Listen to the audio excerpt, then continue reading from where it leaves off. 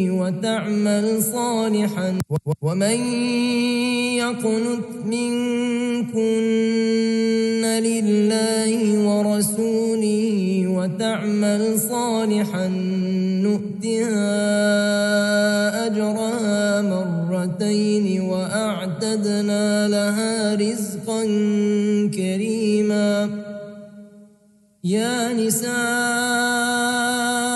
النبي لستن كأحد من النساء إن اتقيتن فلا تخضعن بالقول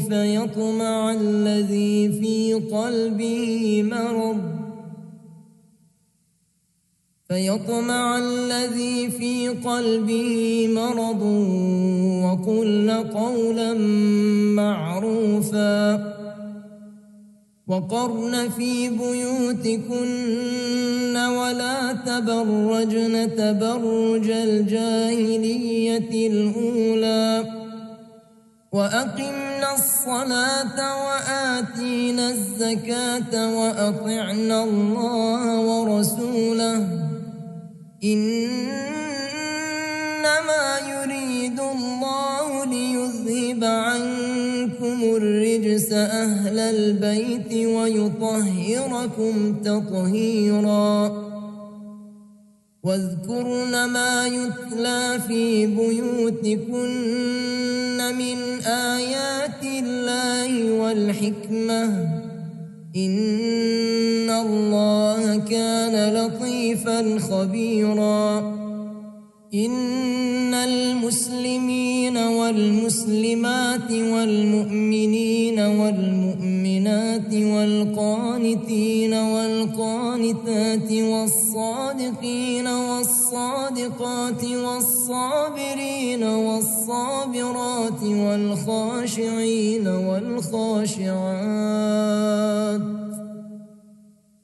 والخاشعين والخاشعات والمتصدقين والمتصدقات والصائمين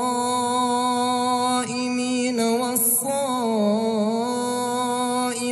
والحافظين فروجهم والحافظات والذاكرين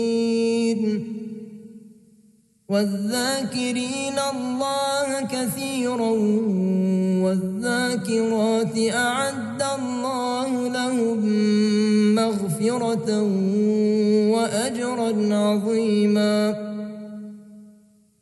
وما كان لمؤمن ولا مؤمنة إذا قضى الله ورسوله أمرا أن يكون لهم الخيرة من أمرهم ومن يعص الله ورسوله فقد ضل ضلالا مبينا وإذ تقول للذي أنعم الله عليه وأنعمت عليه أمسك عليك زوجك واتق الله وتخفي في نفسك ما الله مبديه وتخشى الناس والله أحق أن تخشاه فلما قضى زيد منها وطرا زوجناكها لكي لا يكون على المؤمنين حرج في أزواج أدعيائهم إذا قضوا منهن وطرا وكان أمر الله مفعولا ما كان على النبي من حرج فيما فرض الله له سنة الله في الذين خلوا من قبل وكان أمر الله قدرا مقدورا الذين يبلغون رسالات الله ويخشونه ولا يخشون يخافون أحدا إلا الله وكفى بالله حسيبا. ما كان محمد أبا أحد من رجالكم ولكن رسول الله وخاتم النبيين وكان الله بكل شيء عليما. يا أيها الذين آمنوا اذكروا الله ذكرا كثيرا وسبحوه بكرة وأصيلا. هو الذي يصلي عليكم وملائكته ليخرجكم من الظلمات إلى النور وكان بالمؤمنين رحيما.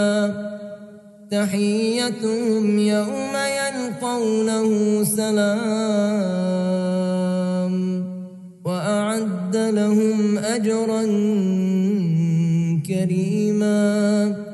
يا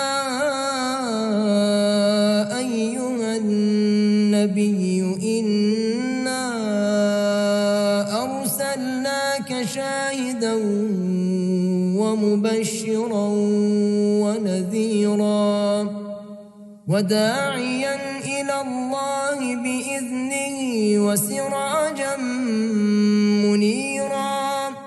وبشر المؤمنين بأن لهم من الله فضلا كبيرا.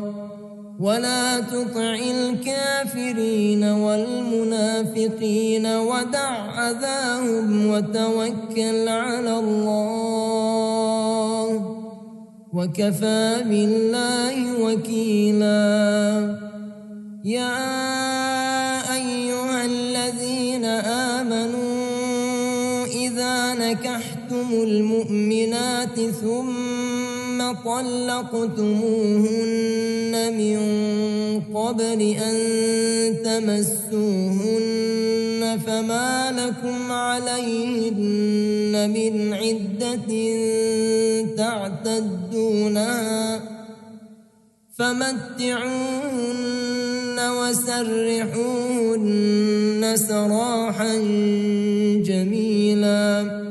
يا أيها النبي إنا أحللنا لك أزواجك اللاتي آتيت أجورهن وما ملكت يمينك مما أفاء الله عليك وبنات عمك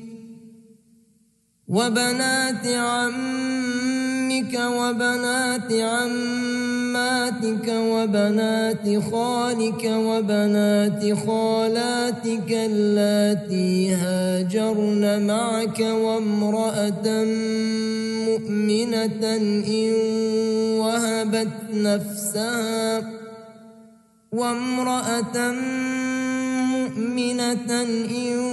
وهبت نفسها للنبي إن أراد النبي أن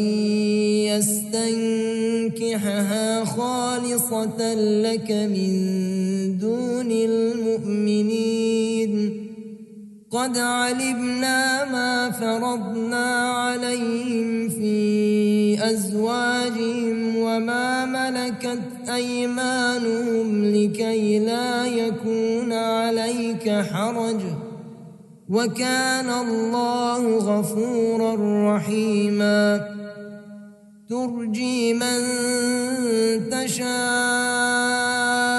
منهن وتؤوي إليك من تشاء ومن ابتغيت ممن عمن عزلت فلا جناح عليك ذلك أدنى أن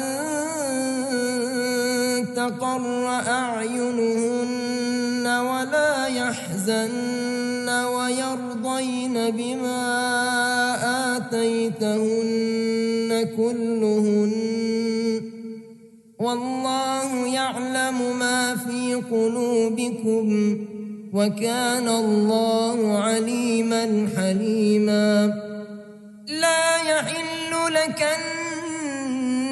النساء من بعد ولا أن تبدل بهن من أزواج ولو أعجبك حسنهن إلا ما ملكت يمينك وكان الله على كل شيء رقيبا يا أيها الذين آمنوا لا تدخلوا بيوت النبي إلا أن يؤذن لكم إلى طعام غير ناظرين إناه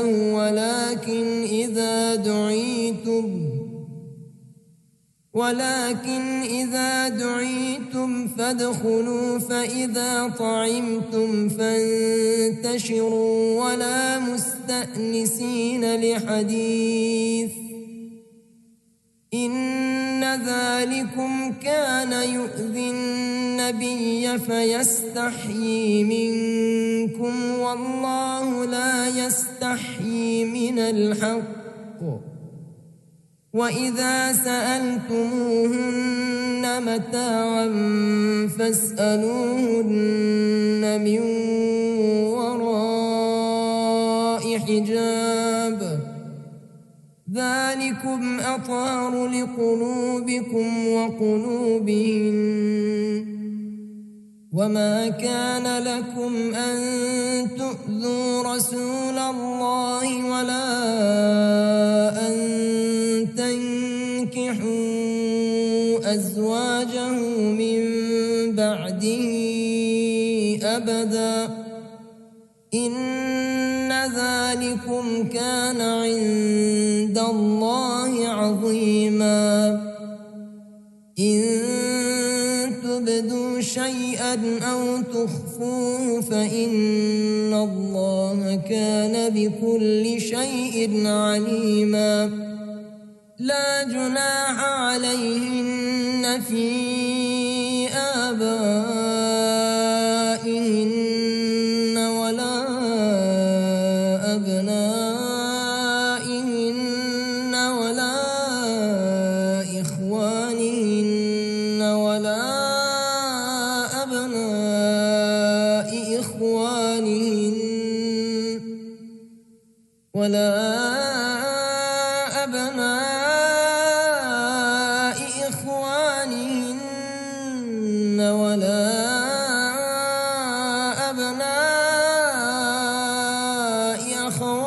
أخواتهن ولا نسائهن ولا ما ملكت أيمانهن واتقين الله إن الله كان على كل شيء شهيدا إن الله وملائكته يصلون على النبي يا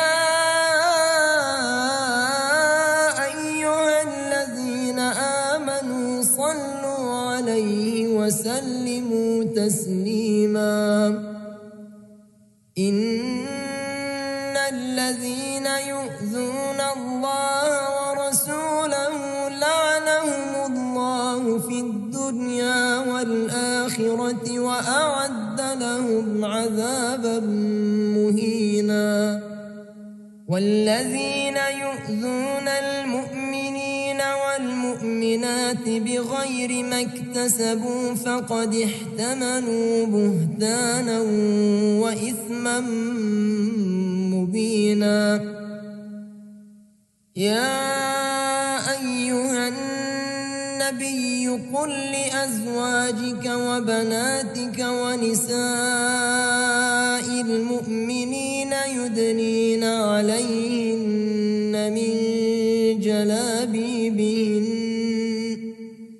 ذلك أدنى أن يعرفن فلا يؤذين وكان الله غفورا رحيما. لئن لم ينته المنافقون والذين في قلوبهم مرض والمرجفون في المدينة لنغرينك بهم ثم لا يجاورونك فيها إلا قليلا ملعونين أينما ثقفوا أخذوا وقتلوا تقتيلا. سنة الله في الذين خلوا من قبل ولن تجد لسنة الله تبديلا. يسألك الناس عن الساعة قل إنما علمها عند الله وما يدريك لعل الساعة تكون قريبا. إن الله لعن الكافرين وأعد لهم سعيرا خالدين فيها أبدا لا يجدون وليا ولا نصيرا. يوم تقلب وجوههم في النار يقولون يا ليتنا أطعنا الله وأطعنا الرسولا وقالوا ربنا إنا أطعنا سادتنا وكبراءنا فأضلونا السبيلا. ربنا آتهم ضعفين من العذاب والعنهم لعنا كبيرا. يا أيها الذين آمنوا لا تكونوا كالذين آذوا موسى فبرأه الله مما قالوا وكان عند الله وجيها. يا أيها الذين آمنوا اتقوا الله وقولوا قولا سديدا يصلح لكم أعمالكم ويغفر لكم ذنوبكم ومن يطع الله ورسوله فقد فاز فوزا عظيما.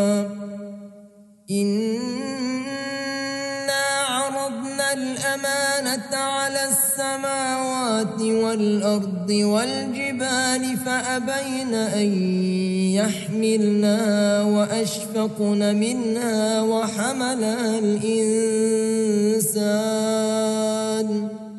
إنه كان ظلوما جهولا.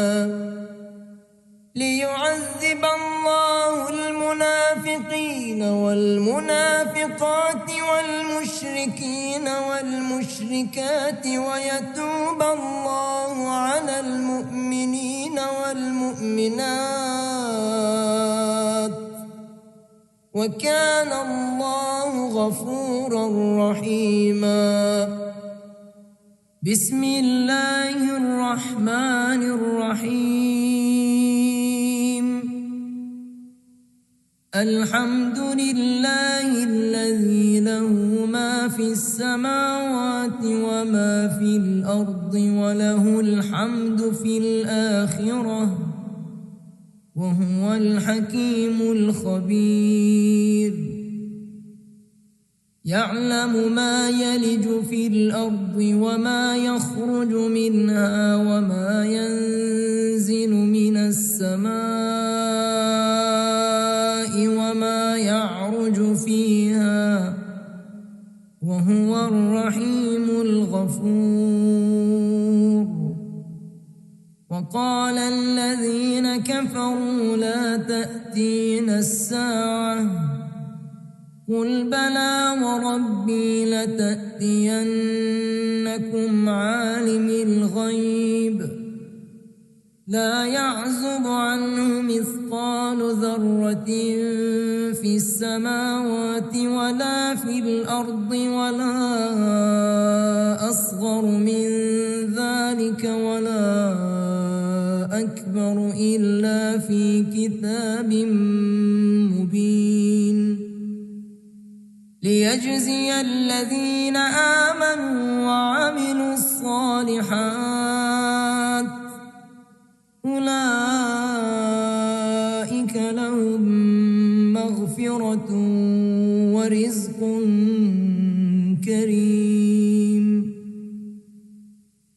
والذين سعوا في آياتنا معاجزين أولئك لهم عذاب من رجز أليم ويرى الذين أوتوا العلم الذي أنزل إليك من ربك هو الحق ويهدي إلى صراط العزيز الحميد وقال الذين كفروا هل ندلكم على رجل ينبئكم إذا مزقتم كل ممزق إنكم لفي خلق جديد أفترى على الله كذبا أم به جنة بل الذين لا يؤمنون بالآخرة في العذاب والضلال البعيد أفلم يروا إلى ما بين أيديهم وما خلفهم من السماء والأرض إن نشأ نخسف بهم الأرض أو نسقط عليهم كسفا من السماء إن في ذلك لآية لكل عبد منيب ولقد آتينا داود منا فضلا يا جبال أوبي معه والطير وألنا له الحديد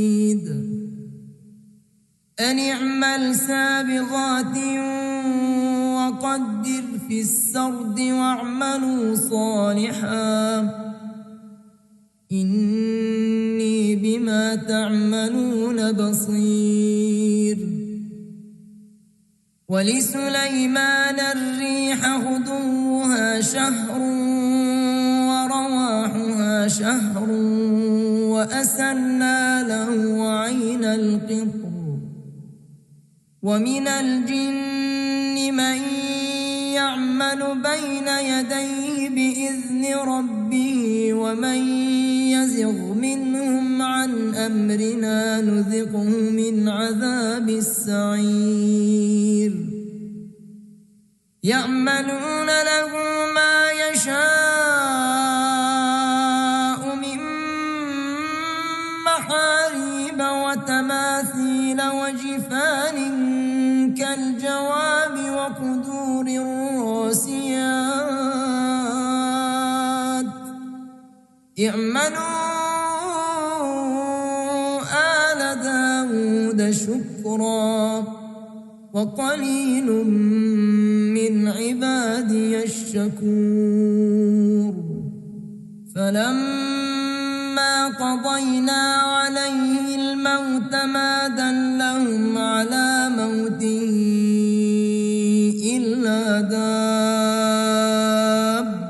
الأرض تأكل من سأته فلما خر تبينت الجن أن لو كانوا يعلمون الغيب ما لبثوا في العذاب المهين لقد كان لسبإ في مسكنهم آية جنتان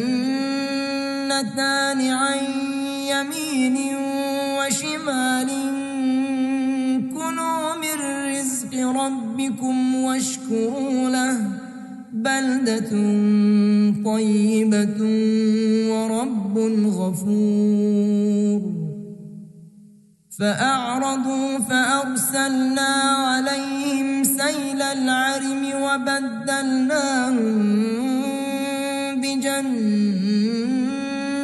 بجنتيهم جنتين ذواتي أكل خمط وأثل وشيء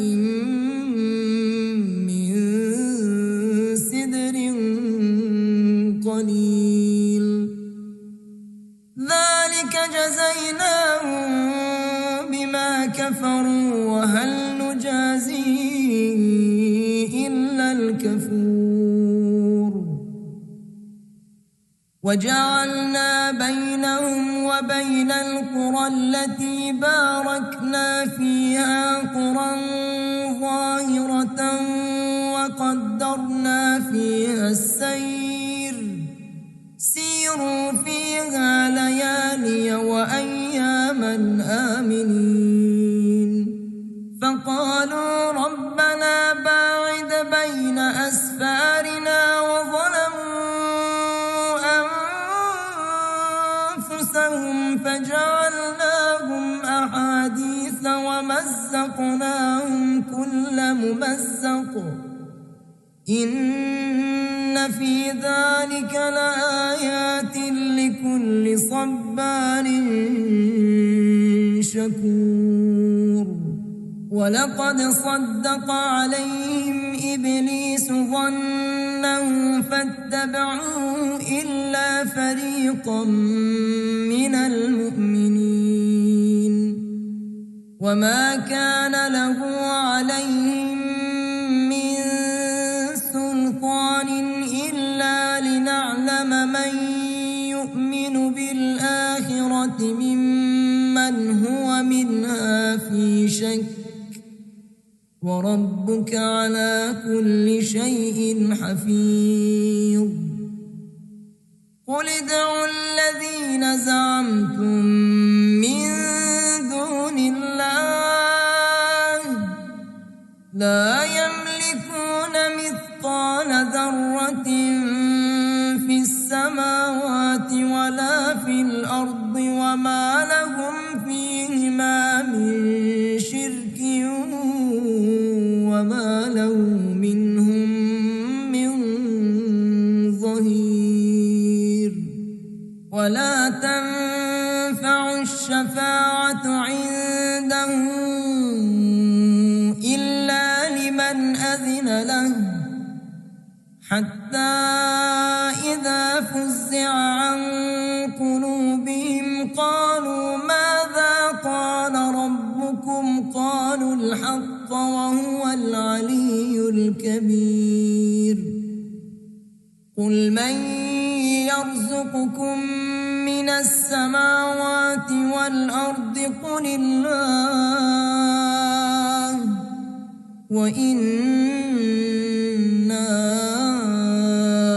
أو إياكم لعلى هدى أو في ضلال مبين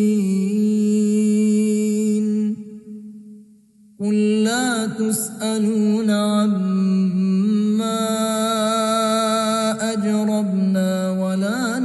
يسأل عما تعملون قل يجمع بيننا ربنا ثم يفتح بيننا بالحق وهو الفتاح العليم قل أروني الذين ألحقتم به شركاء كلا بل هو الله العزيز الحكيم وما أرسلناك إلا كافة للناس بشيرا ونذيرا ولكن أكثر الناس لا يعلمون ويقولون متى هذا الوعد إن كنتم صادقين قل لكم ميعاد يوم لا تستأخرون عنه ساعة ولا تستقدمون وقال الذين كفروا لن نؤمن بهذا القرآن ولا بالذي بين يديه ولو ترى إذ الظالمون موقوفون عند ربهم يرجع بعضهم إلى بعض القول يقول الذين استضعفوا للذين استكبروا لولا أنتم لكنا مؤمنين قال الذين استكبروا للذين استضعفوا أنحن صددناكم عن الهدى بعد إذ جاءكم بل كنتم مجرمين وقال الذين استضعفوا للذين استكبروا بل مكر الليل والنهار إذ تأمروننا أن نكفر بالله ونجعل له أندادا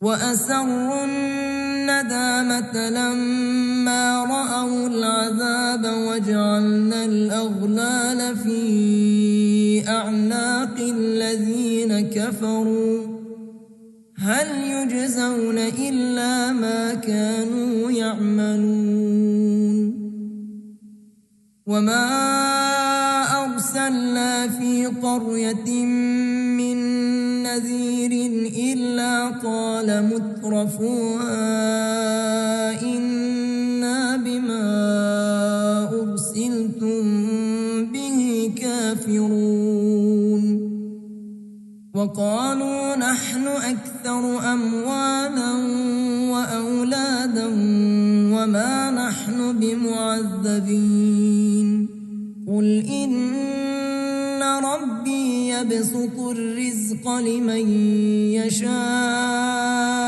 ويقدر ولكن أكثر الناس لا يعلمون وما أموالكم ولا أولادكم بالتي تقربكم عندنا زلفى إلا من آمن وعمل صالحا فأولئك لهم جزاء الضعف بما عملوا وهم في الغرفات آمنون والذين يسعون في آياتنا معاجزين أولئك في العذاب محضرون قل إن ربي يبسط الرزق لمن يشاء من عباده عباده ويقدر له وما أنفقتم من شيء فهو يخلفه وهو خير الرازقين ويوم يحشرهم جميعا ثم يقول للملائكة أهؤلاء إياكم كانوا يعبدون قالوا سبحانك أنت ولينا من دونهم بل كانوا يعبدون الجن أكثرهم بهم مؤمنون فاليوم لا يملك بعضكم لبعض نفعا ولا ضرا ونقول للذين ظلموا ذوقوا عذاب النار التي كنتم بها تكذبون وإذا تتلى عليهم آياتنا بينات قالوا ما هذا إلا رجل يريد أن يصدكم عما كان يعبد آباؤكم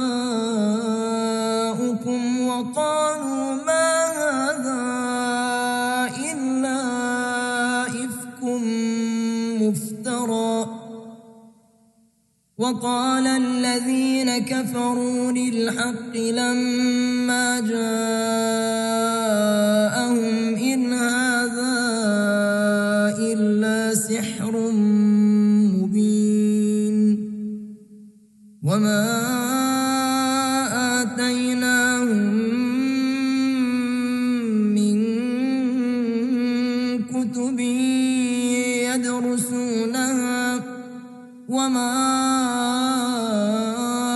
أرسلنا إليهم قبلك من نذير وكذب الذين من قبلهم وما بلغوا معشار ما آتيناهم فكذبوا رسلي فكيف كان نكير قل إنما أعظكم بواحدة أن تقوموا لله مثنى وفرادا ثم تتفكروا ما بصاحبكم من جنة إن هو إلا نذير لكم بين يدي عذاب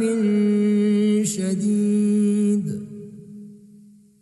قل ما سألتكم من أجر فهو لكم إن أجري إلا على الله وهو على كل شيء شهيد قل إن ربي يقذف بالحق علام الغيوب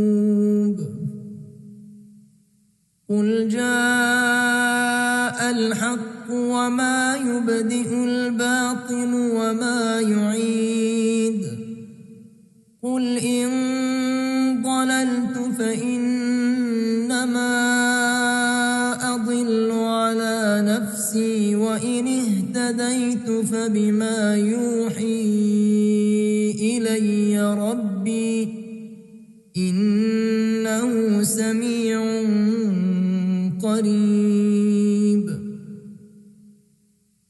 ولو ترى إذ فزعوا فلا فوت وأخذوا من مكان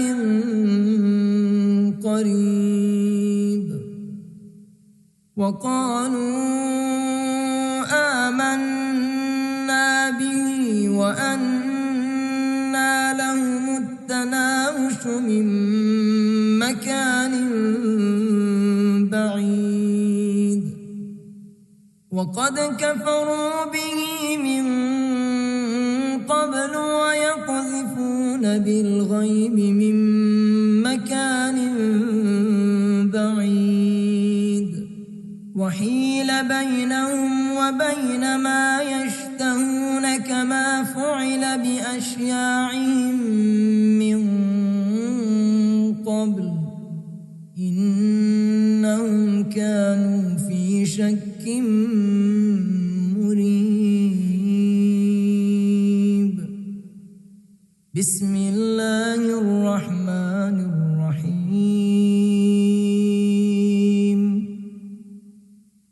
الحمد لله فاطر السماوات والأرض جاعل الملائكة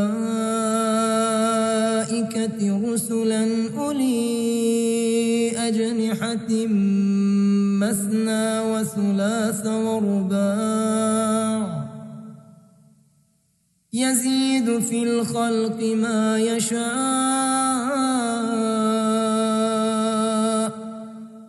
إن الله على كل شيء قدير. ما يفتح الله للناس من رحمة فلا ممسك لها وما يمسك فلا مرسل له من بعده وهو العزيز الحكيم. يا أيها الناس اذكروا نعمة الله عليكم هل من خالق غير الله يرزقكم من السماء والأرض لا إله إلا هو فأنى تؤفكون. وإن يكذبوك فقد كذبت رسل من قبلك وإلى الله ترجع الأمور. يا أيها الناس إن وعد الله حق فلا تغرنكم الحياة الدنيا ولا يغرنكم بالله الغرور.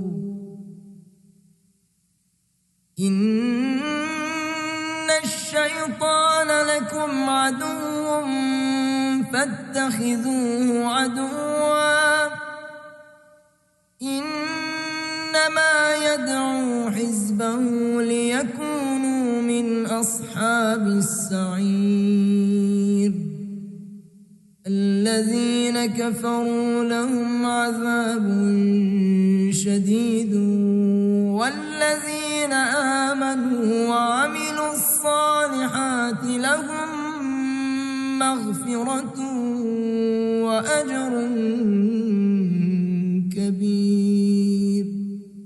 أفمن زين له سوء عمله فرآه حسنا فإن الله يضل من يشاء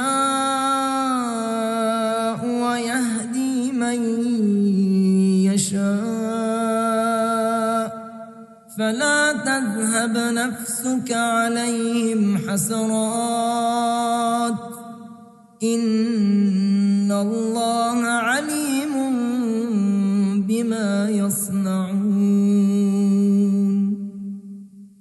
والله الذي أرسل الرياح فتثير سحابا فسقناه إلى بلد ميت فأحيينا به الأرض بعد موتها كذلك النشور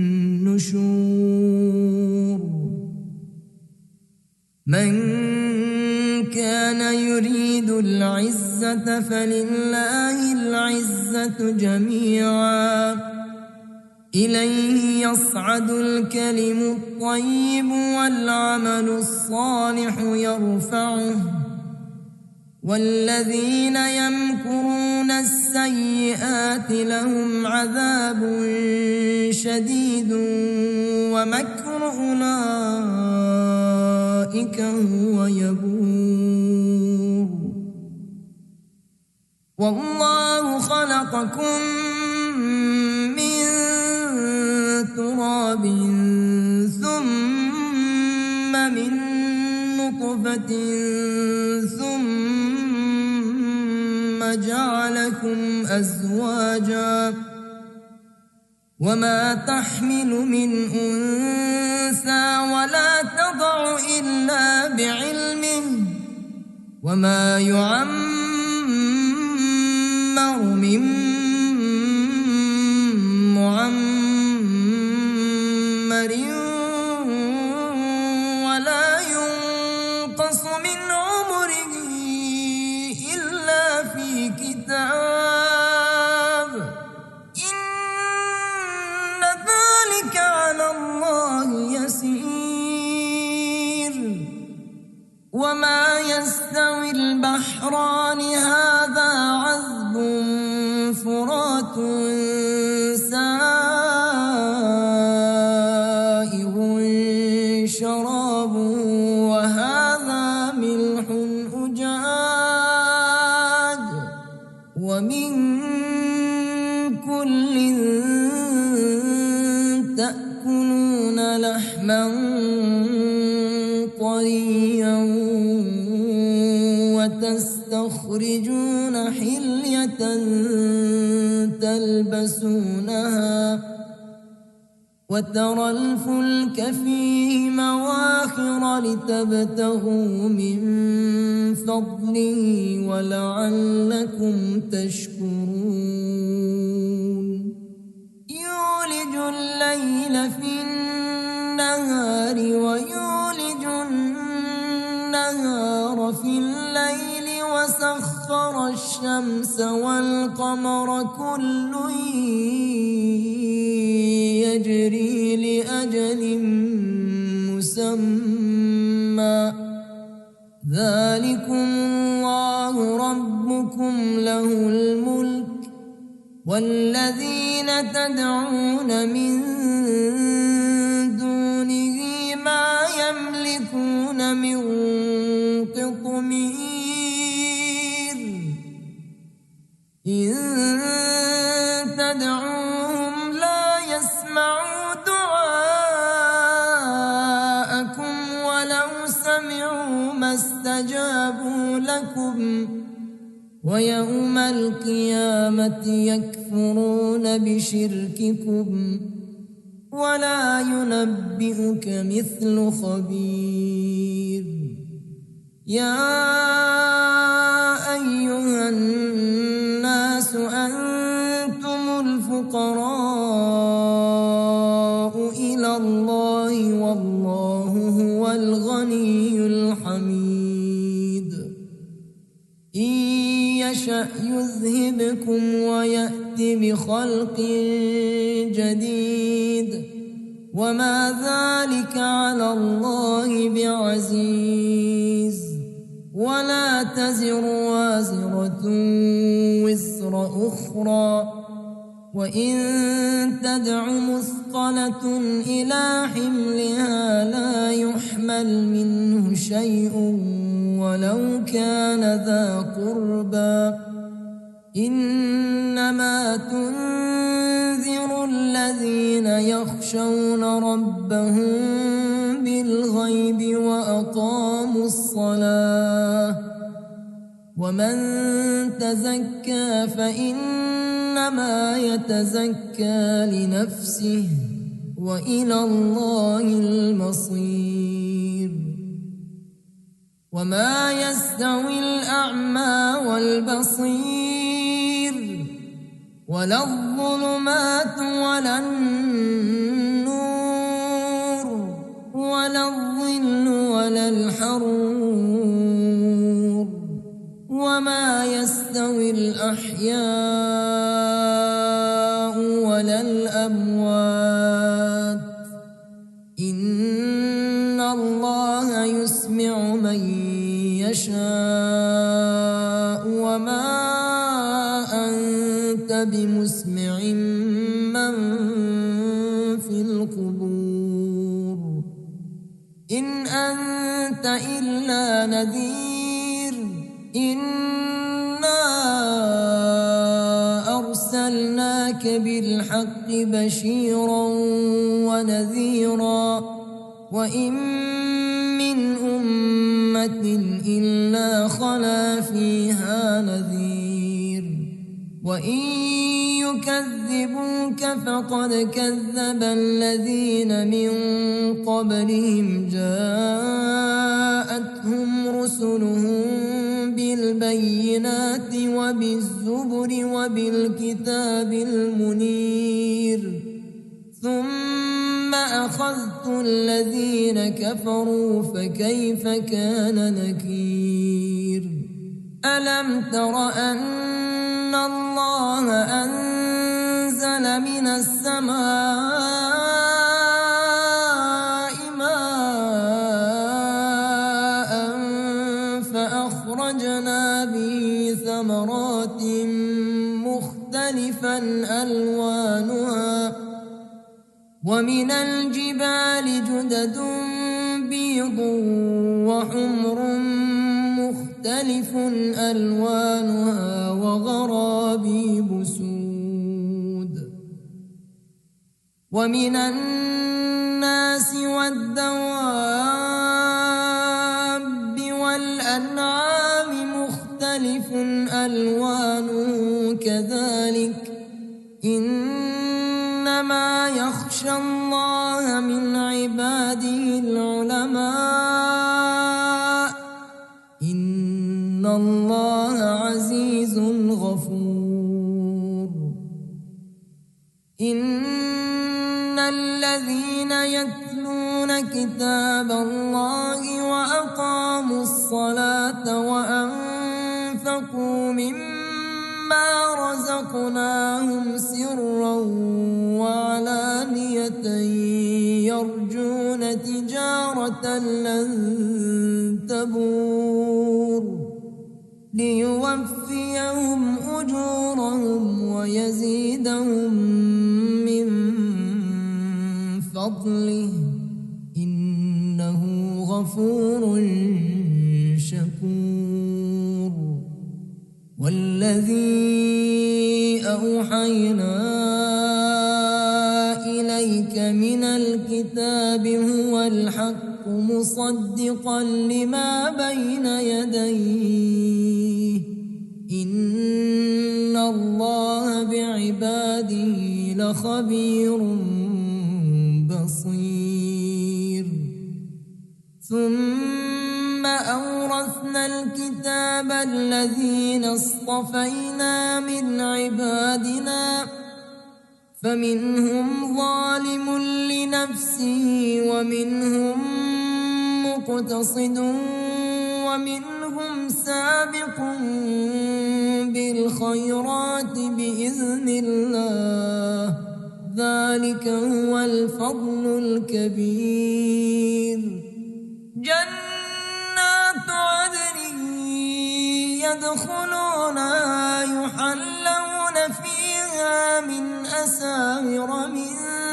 ذهب ولؤلؤا ولباسهم فيها حرير وقالوا الحمد لله الذي أذهب عنا الحزن إن ربنا لغفور شكور الذي أحلنا دار المقامة من فضله لا يمسنا فيها نصب ولا يمسنا فيها لغوب والذين كفروا لهم نار جهنم لا يقضى عليهم فيموتوا ولا يخفف عنهم من عذابها كذلك نجزي كل كفور وهم يصطرخون فيها ربنا أخرجنا نعمل صالحا غير الذي كنا نعمل أولم نعمركم ما يتذكر فيه من تذكر وجاءكم النذير فذوقوا فما للظالمين من نصير إن الله عالم غيب السماوات والأرض إنه عليم بذات الصدور هو الذي جعلكم خلائف في الأرض فمن كفر فعليه كفره ولا يزيد الكافرين كفرهم عند ربهم إلا مقتا ولا يزيد الكافرين كفرهم إلا خسارا قل أرأيتم شركاءكم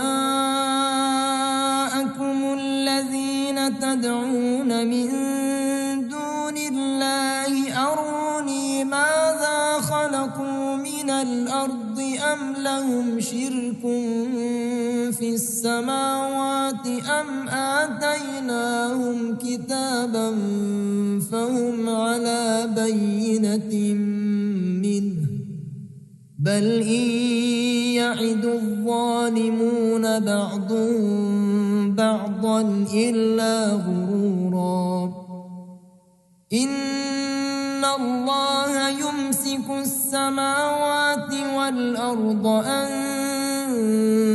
تزولا ولئن زالتا إن أمسكهما من أحد من بعده إنه كان حليما غفورا وأقسموا بالله جهد أيمانهم لئن جاءهم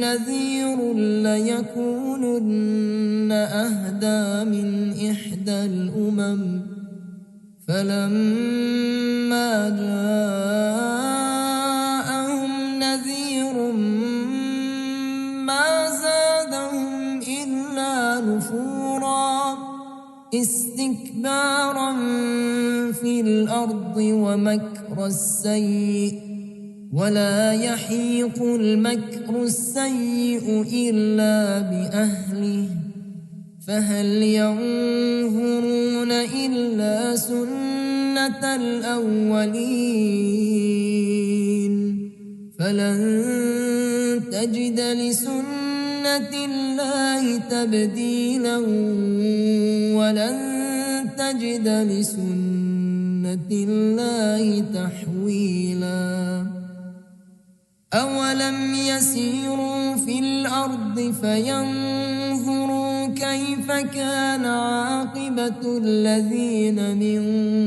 قبلهم وكانوا أشد منهم قوة وما كان الله ليعجزه من شيء في السماوات ولا في الأرض إنه كان عليما قديرا ولو يؤاخذ الله الناس فكذبوا ما ترك على ظهرها من دابة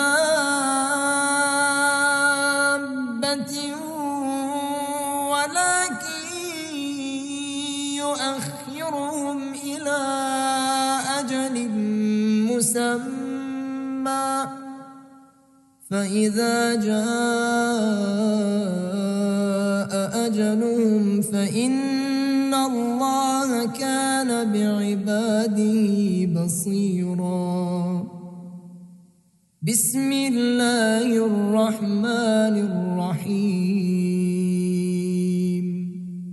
ياسين والقرآن الحكيم إنك لمن المرسلين على صراط مستقيم تنزيل العزيز الرحيم لتنذر قوما ما أنذر آباؤهم فهم غافلون. لقد حق القول على أكثرهم فهم لا يؤمنون. إنا جعلنا في أعناقهم أغلالا فهي إلى الأذقان فهم مقمحون. وجعلنا من بين أيديهم سدا ومن خلفهم سدا فأغشيناهم فهم لا يبصرون. وسواء عليهم أأنذرتهم أم لم تنذرهم لا يؤمنون.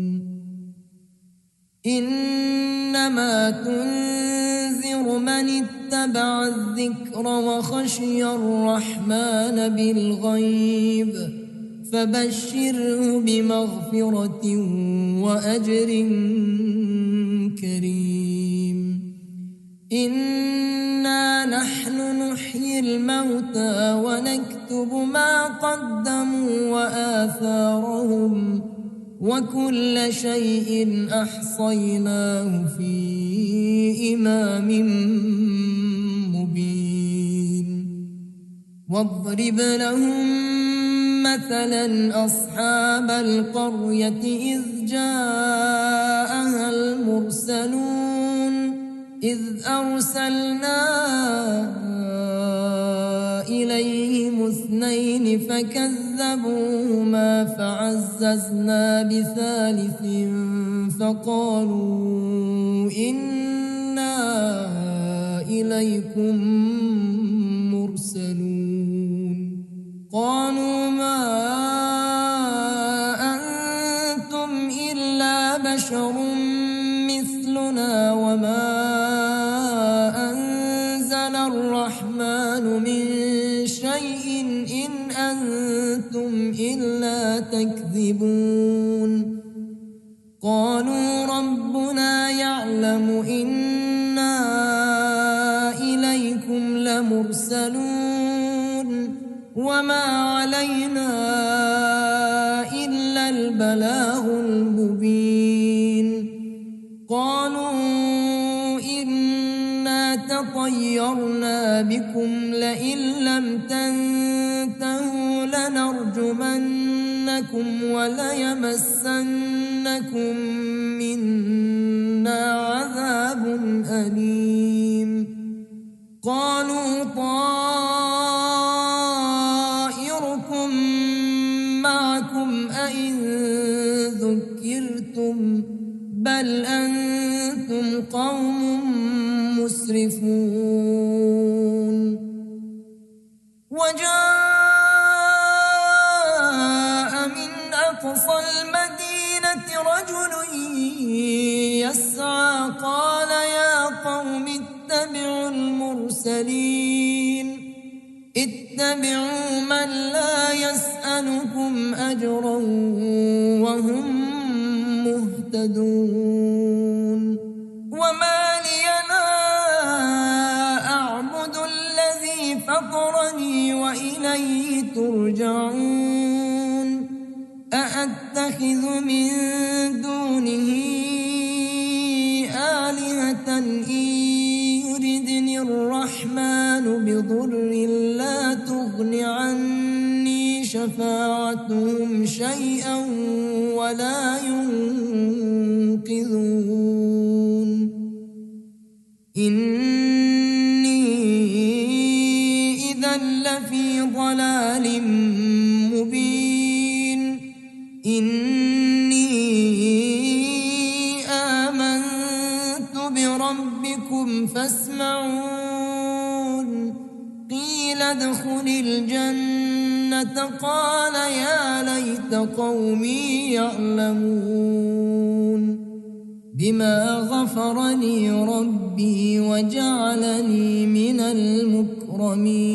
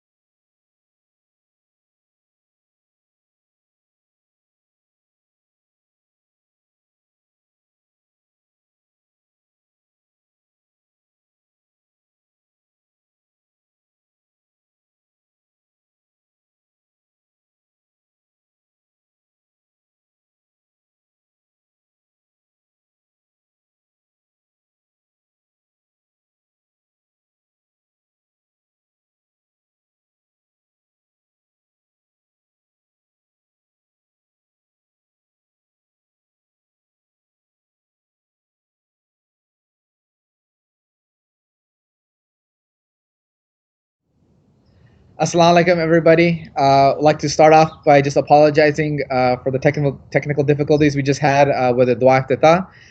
It was cut short due to some technical difficulties. We'd like to thank you guys for being patient with us as we continue to work through these bugs and try to perfect this program as much as possible. I just want to give you guys my mubarak and my congratulations on this blessed night. All of your hajat and duas are accepted. Please remember all those who are especially suffering during this time, especially those in our community and also all over the world. Just a few announcements before we continue with our program for tonight. The schedule, as always, begins at 5:30 with the Ramadan show. Please, any of the parents whose children are doing any of the activities or any of the verses of Quran that they've been learning in the program, please send in those pictures or videos to info@kissakids.org. From 6 to 7, we have Quran recitation of the Holy Quran, and this is a kind of collaborative effort with most of the Bay Area community centers. So please do tune in. And then from 7 to 7:30 is Dua Iftitah. From 7:30 to Maghrib, we have speech by Sheikh Salim Yusufali. As most nights, you would have to go to a different stream for the speech, but for tonight, the speech will be right after the announcements. You don't have to change the stream at all. Please just stay here, and the speech will begin for tonight only. Our parallel programs have also begun. They start at 9:15 after Maghrib.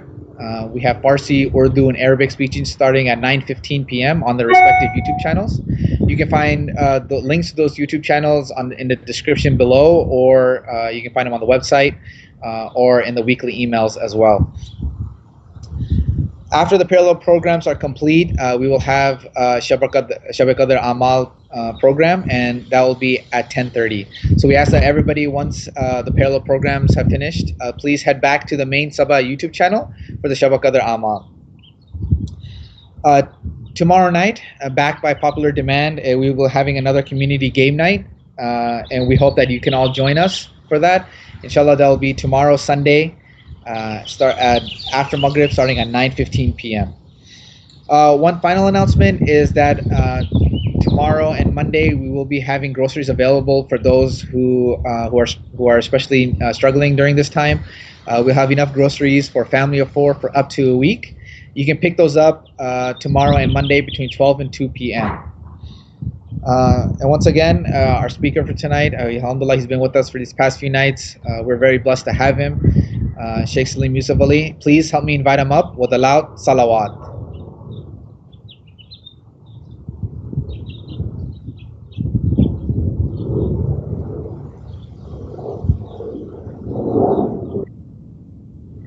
Done?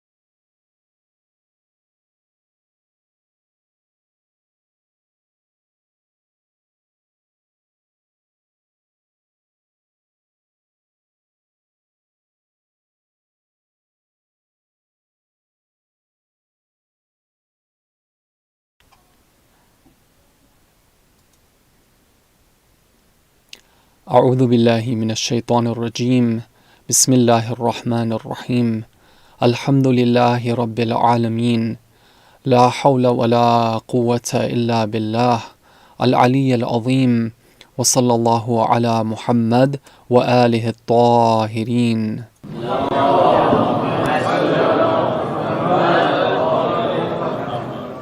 اللهم صل على محمد وآل محمد. Respected elders, brothers and sisters in Islam and Iman, Assalamu alaikum wa rahmatullahi wa barakatuh. Today we are just a few hours away from the commemoration of the 23rd night of the month of Ramadan. It is the most special night in the entire year. It is the night which is better than 1,000 months. A'udhu billahi minash shaitanir rajim. Bismillahir rahmanir rahim. إنا أنزلناه في ليلة القدر وما أدراك ما ليلة القدر ليلة القدر خير من 1000 شهر تنزل الملائكة والروح فيها بإذن ربهم من كل أمر سلام هي حتى مطلع الفجر. صدق الله العلي العظيم. Inshallah, I want to speak more about the night of Qadr and its significance, and inshallah, I want to discuss some of the things that we can be asking Allah for on this night.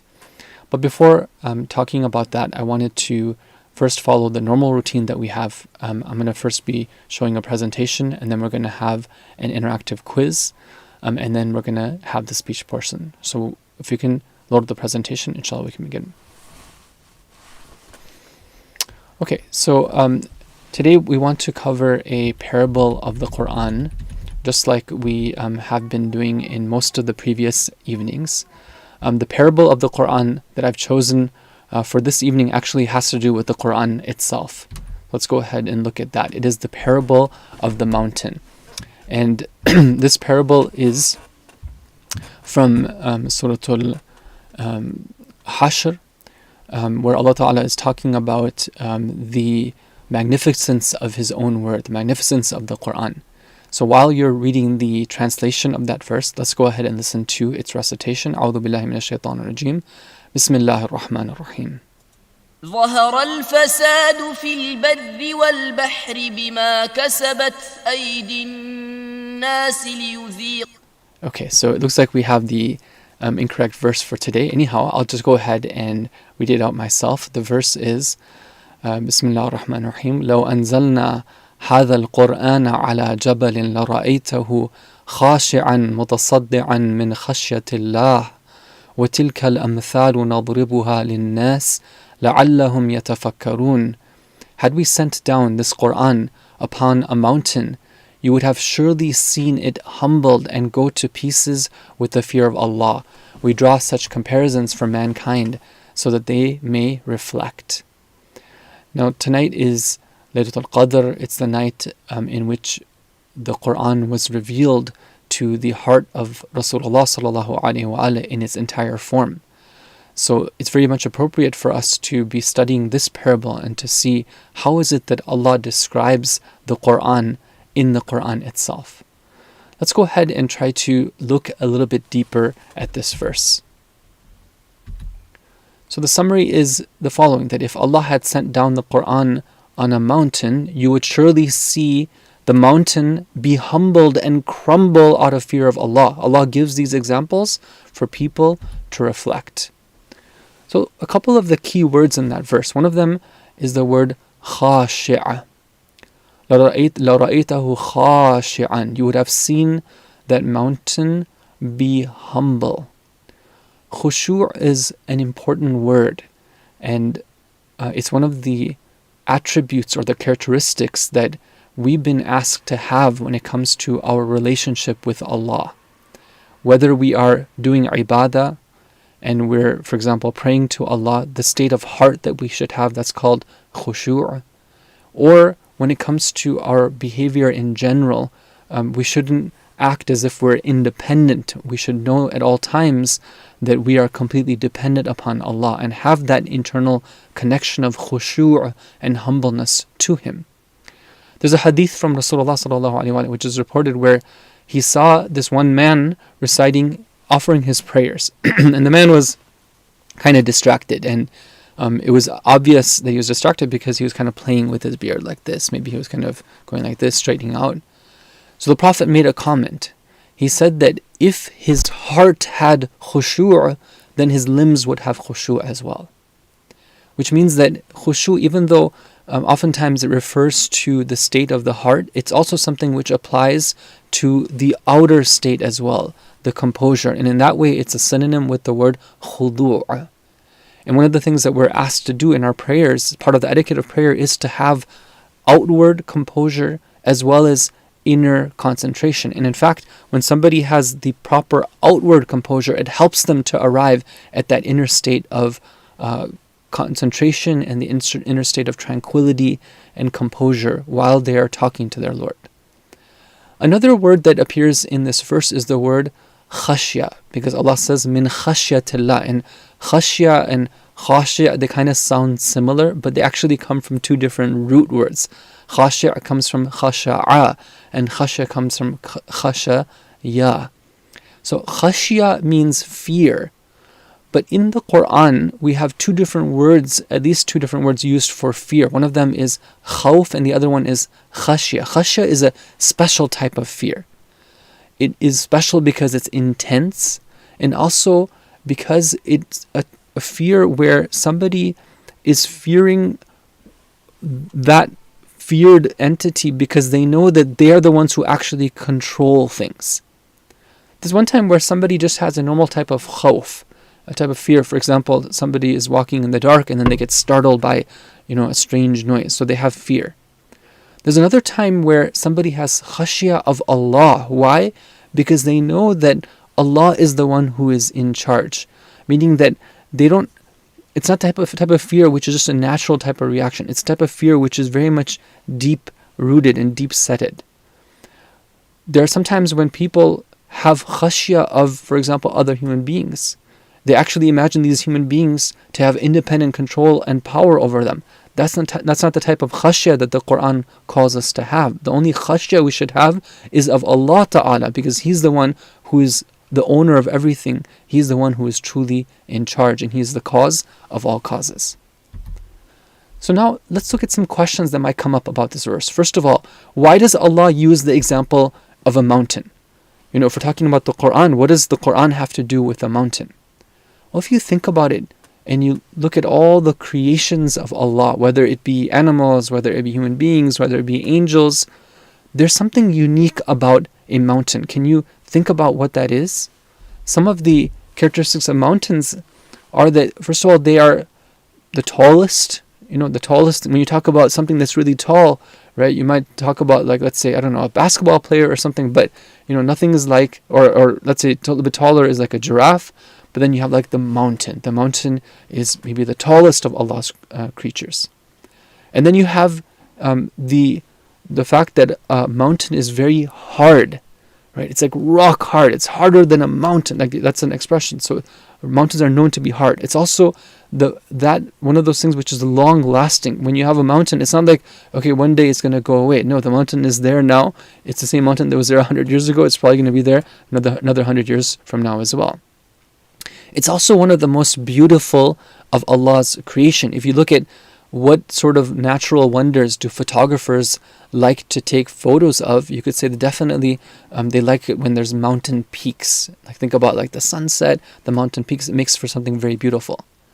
So when Allah is using the example of a mountain, He's trying to say that this is something which you yourselves acknowledge is superior to you in many ways. It's stronger than you. It's harder than you. It's tougher than you. But look and see what would happen if the mountain were the recipient of the Qur'an. How would it treat it? Would it still remain standing strong and firm and proudly, or would it react by being humble? Not only would it become humble, Allah is saying, but it would shatter into pieces. That's how great the word of Allah is, and how insignificant this mountain admits that it is in face of the word of Allah Ta'ala. The next question is, why would the mountain become humble, be fearful, and fall apart? Well, because of the greatness of Allah's words. And not just those words, because the words are spoken by the speaker. And when we read the Qur'an, it's helping us not just to hear the words of Allah, but to come to know the one who is speaking them. So it's the greatness of Allah and His words. What do the mountain and the sending of the Qur'an represent? Because if it's a mithal, if it's a parable like some of the other parables that we've gotten a chance to look at, then it would be the case that these things that are presented, they have parallels in the real world. Allah is giving us these as examples for something else. So the mountain represents the heart of a human being, which can become very hard, like a stone, or even harder than a stone. And the sending of the Qur'an is the sending of the Qur'an, but not just the words of Qur'an, the teachings of the Qur'an, the ahkam of the Qur'an, the akhlaq of the Qur'an, basically the religion of Islam. Allah is saying that it should be the case that a human being who has a heart, that they would be humbled in face of the teachings of the religion, which of course are encapsulated in the teachings of the Qur'an. And finally, what makes the heart hard? This is something that we got a chance to cover in a previous evening, and we talked about a couple of the things that make somebody's heart hard. Tonight I want to look at a few other things. So this is according to the different traditions we have from the Ahlul Bayt alayhim salam and from the teachings of the Qur'an. There are causes that lead to the heart becoming hard. It's not supposed to be hard. It's supposed to be the case that our heart, when it comes to remembrance of Allah, when it comes to passion for remembering Him and the Ahlul Bayt, passion for the Qur'an, passion for talking about spiritual matters, passions for Jannah, that's supposed to be something that the heart feels very strongly. It's supposed to be easy for us to bring tears to our eyes when you think about the greatness of Allah Ta'ala. So if it's the case that our heart is hard, then that's a sickness. What are the causes of the sickness? Some of them are, number one, sinning. Sinning has an impact right here in this world itself. Too much attention to the dunya. When we don't have our time carved out for our ibadah, when we just settle for the bare minimum, then and we spend a lot of time interacting with the dunya in the various manifestations of it, even if it's halal, that can lead to the hardening of the heart. Being far from the teachings of the religion, when somebody doesn't have that regular reminder, when they don't have the light of regular knowledge entering their heart, that's something that can lead to their heart becoming hardened. That's why it's very important for everyone that they are constantly in the state of learning, at least once a week. It's not enough to just say that I'm going to dedicate all my free time to serving others. Well, that's great. Do you have that passion to serve others? But those who are serving, if they want their service to count, if they want their heart to be alive because of their service, they also need to be seeking knowledge. Excess wealth. According to hadith, when somebody has too much wealth, having wealth is not something which is negative, but there has to be a plan in place for it. It can't just be hoarded. Yes, we need to keep a little bit extra around in case of a rainy day, according to what's prudent, what makes sense. But what is beyond that, why do we hoard it and why do we treasure it? We have to find a good way to direct that. And if it's just something that we're hoarding for our own palaces and castles, then it could be something that has an effect on us in this world and our heart could become hard. Haram music is one of the other things that's mentioned, where if somebody listens to that, that can lead to their heart becoming hard. So let's spend a few moments reflecting on this parable, because the verses of the Qur'an are there for us to think about. In particular, this verse, Allah tells us that this is a parable for those who لَعَلَّهُمْ يَتَفَكَّرُونَ, so that they can reflect over it. So what are some questions that could come to mind? Maybe you have your own questions as well. First one is, what effect do listening and reading the Qur'an, listening to and reading the Qur'an have on me? Meaning on me and you. Like, is it the case that when we listen to the Qur'an, it's just like, okay, yeah, okay, I'm reading it, it's like, okay, as if I could just be reading like a recipe book, or just like the newspaper, If I'm listening to, I could be listening to the news for today, or I'm listening to the Qur'an. Right? That's something which is a way for us to do like a self-diagnosis as to what is the state of our heart. How much should I care about the things I should care about? This is important. As a believer, our heart should be alive with compassion and for care about others than ourselves. Obviously, everyone has like self-love. They care about what's happening. The story of their life is important to them, right? Their Instagram story is something which is important to them. But how much do we care about others? For example, in these days, we're hearing about the extremely sad and troubling news of what's happening in Afghanistan. There was some gunmen who decided to enter into a maternity hospital, and they opened fire on mothers who were in the process of delivering babies. And not only were the mothers killed, but some babies were killed as well. Like, when we hear about that, what effect does it have on us? Do we care? Do we link that to global injustice? Do we care about what is the cause of that? Maybe sometimes the people who are behind some of the media, they would like us to just know about the incident but not reflect on the cause of it. But somebody who cares should be asking, well, why is there such an unstable situation in Afghanistan despite there being years and years of so-called peacekeepers who are supposed to be keeping the peace there? Similarly, when we come across news of what's happening in Yemen or in occupied Palestine or Kashmir or Syria or Iraq, or even domestically, are we even aware of those who are in need, especially in these trying times? And finally, do I practice the etiquette of reading the Qur'an? It should be the case that the Qur'an is a special type of experience that I go through. Not just that I do it and that's it. No, there's special etiquette that I need to follow, and that can help me to have a better experience when I'm reading the Qur'an. For example, being in wudu. For example, facing Qibla. For example, reminding myself that this is the word of my Lord. He is speaking to me here. And for example, reading the Qur'an with a state of dua, that I'm wanting something. Otherwise, it might be the case that Allah Ta'ala wanted to give us something incredible from that one page of Qur'an, or 2 or 5 or 6 pages of Qur'an that we're reading. But because we never asked Him for it, there was no opportunity. It wasn't there. Amir al-Mu'mineen says that at the very least, when somebody reads the Qur'an, it should be the case that they walk away with some of their spiritual blindness being removed. Let alone for those who are going to gain some spiritual guidance because of their reading the Qur'an. But sometimes if I look at someone like myself, maybe I might say that, I read the Qur'an, but I don't get anything out of it. I need to try harder. I need to give more attention to it and give more importance to it. And these type of parables can help me to appreciate that. May Allah Ta'ala help us to understand the importance of the Qur'an and to apply its teachings to our lives. Wa sallallahu ala Muhammad wa alihi tahirin.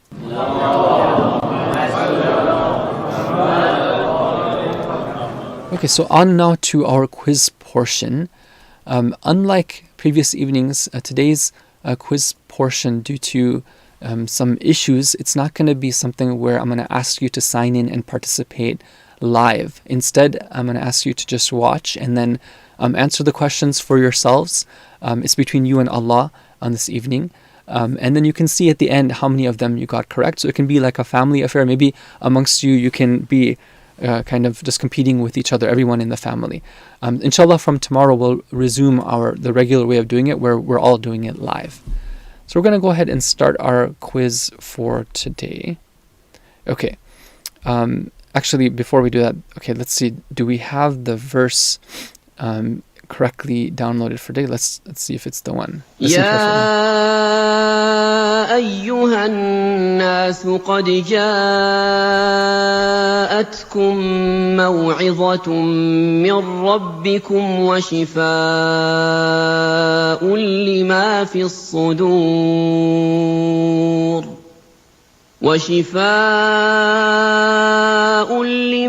الصدور وهدى ورحمة للمؤمنين. Sadaqallahu al-Ali al-Azim. So that was a verse of the Qur'an having to do with the Qur'an itself. Okay, I hope that you got a chance to listen to it carefully, because the first question is going to have to do with that. Bismillah ar-Rahman ar-Rahim. So the verse you heard did not directly or indirectly mention which of the following descriptions for the Qur'an. So which one of these is it? Did it not mention that it's hard-hitting advice, guidance to right and staying from wrong, cure for the hearts, mercy to the faithful, or were all of the above mentioned in that verse? So think about it. Jot down your answer for this mentally or on paper or something, and let's see what the answer is. Okay, the answer is all the above mentioned. So the Qur'an is all of these. It is maw'idha, it is huda, it is a shifa, and it is a rahmah. Okay, next question. So this is from today's presentation. Khashya has to do with which of the following? A, the heart being humbled. B, not being afraid of climbing even Mount Everest. C, calmness and composure.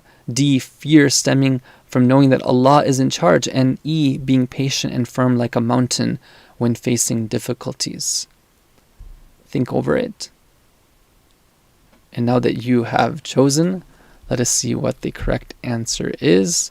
It is fear stemming from knowing that Allah is the one who is in charge. Okay, the third question, and this is based on something that we covered in yesterday's live stream lecture. According to the hadith of Imam al-Hadi alayhi salam, when Allah wants good for his servant, if he is reprimanded, if somebody comes and tells him that, okay, there's something that's wrong, let me correct you about this, which one of the following is the case? He shouldn't get angry. A. B, he should accept it. C, he should thank the person who does so. Or D, he should seek Allah's refuge in becoming a Samiri. So which one of the following is it? Make your choice. And we're going to move on. The correct answer is that he should accept it. Okay? And question number 4 is again based on something that we covered a few days ago. The verse said what? Corruption has appeared in the land and the sea blank, that he may make them taste blank so that they may return. So A, is it because of people's own actions, part of what they did? Is it and the sea and the rivers, and they'll taste a bitter punishment? Is it and the sea because people are ungrateful, and he'll make them taste suffering? Or is it the sea and the sky, and he'll make them taste something very unpleasant? And E, I forgot to delete that option. You can ignore E. Okay, so which one of the following is it? Choose, make your selection, and the answer is... The answer is actually, the answer is A. Okay, I made a mistake there. Again, sometimes I forget to select the correct answer. And the answer is A, so ignore what's on the screen right now. It's because of people's own actions and part of what they did. Okay, so I hope that inshallah all of you would have scored well. And inshallah all of you guys are part of the leaderboard for today's quiz. And then inshallah tomorrow we will see live who is going to be our winners. May Allah Ta'ala help us to understand the Qur'an and always be close to it and be lifelong students of it and apply it in our lives. Let's recite a salawat, please.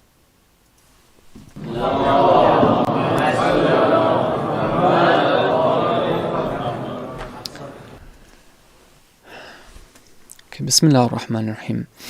So I wanted to give some perspectives as we are approaching the commemoration of Laylatul Qadr. Laylatul Qadr is the night of Taqdir. Qadr means Taqdir, which means it's the night in which Allah Ta'ala does the apportionment. He makes the decisions as to what is the destiny going to be for each and every one of us for the next year. Now, according to Islamic teachings, there's a special relationship that's there between human beings' free will and God's destiny. It's not the case that somebody is destined to take a certain path and then they have no choice in what that path is. No, it's something where there's an interaction that's there. There's a interplay where on one hand we do have free will, but depending on the choices that we make, Allah Ta'ala unveils one of several or one of many different plans that He has in mind for us. You see, the way that this world operates is that it's not random, even though we sometimes think that things take place on the basis of luck or it's just random. That's not the case. Everything is carefully determined and programmed, and there's a system that's governing everything. There's laws, just like in the natural universe, we have physical laws that govern matter and motion and temperature and all these other things. In the same way, in the spiritual world, the way things happen, it happens according to a set of laws. Now, those laws include taking into account the decisions that we make. So when you talk about Allah doing His taqdeer for the next year, what that entails is that Allah Ta'ala is deciding based on what we do, what are the various possibilities of things that will happen to us. It doesn't mean that now we don't have any choice in the matter, but it does mean that the best and the worst of what could be happening for us for the next year, meaning that best and worst, of course, everything that happens has a reason behind it, but maybe those things that we would like, those things that we would wish, the best of that is being determined for us in this night. According to Hadith, this started in the 19th night, and then it continued in the 21st night, but in the 23rd night is when the final decisions are being made. But what's incredible about this night, and what's a source of great blessing to us, is that Allah has said that you, human beings, have a special role to play in determining your destiny based on how you take advantage of this night. Allah Ta'ala, as a whole, He's placed the month of Ramadan as an opportunity for us to come closer to Him. He's invited us to His divine banquet. He's told us to be an abd again. He's given us the obligations of fasting and charity and having special akhlaq as a way of allowing us entry into the special banquet. But then on top of that, He put a special night amongst this whole month where he tells us that this night is unlike other nights. And this night you can come to me and you can be begging from me and you can be making dua and you can be remembering me. And all of this is going to be multiplied for you, the multiplication of an entire lifetime.